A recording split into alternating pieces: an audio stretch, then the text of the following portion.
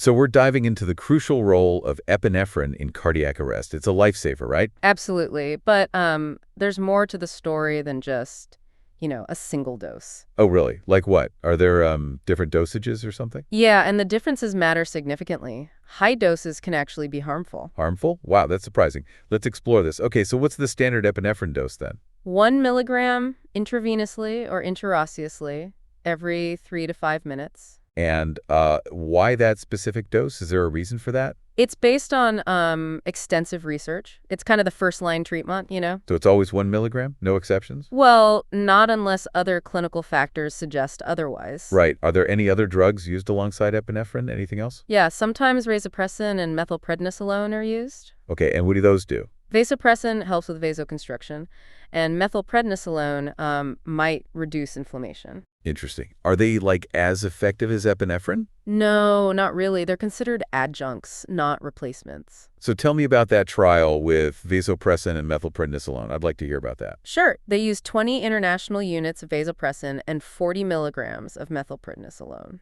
Okay, and what were the results? What did they find? Well, they saw a 42% return of spontaneous circulation in the treatment group, 33% in the placebo group. So a pretty significant difference? Yeah, statistically significant, but no long-term survival benefit, unfortunately. No long-term benefits? That's a bummer. Correct. No significant improvement in survival or neurological function at 6 months or 1 year.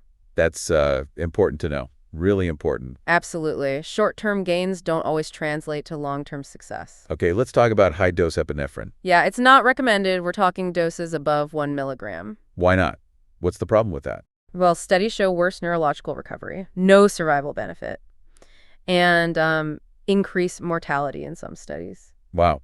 What's the mechanism of harm there? Excessive vasoconstriction, impaired microcirculation. So explain the physiological effects of that. Severe vasoconstriction, reduced tissue perfusion, increased heart rate, increased myocardial oxygen consumption. It's a lot. So it's kind of counterproductive then. Exactly. It actually worsens the situation. So what's the key takeaway for healthcare providers? What should they remember?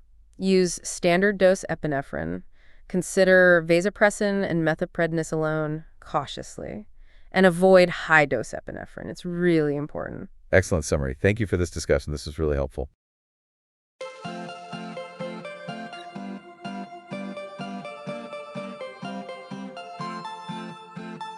Thank you for watching. Please subscribe to our channel by clicking the subscription button. If you have any questions, feel free to leave a comment below in the comments section.